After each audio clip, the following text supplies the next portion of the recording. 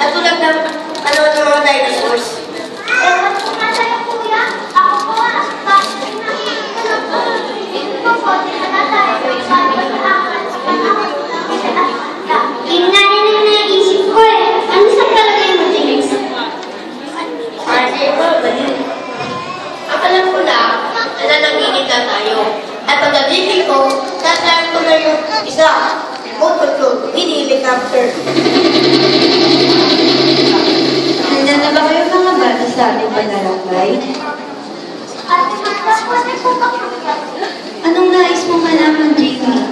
Paano pa yung pakilala ko lang? Ako si Kuya Masimo ay pinagkasundo. Pero hindi yun ang kabanang-tanalig ng kwento. Ito. Bakit po?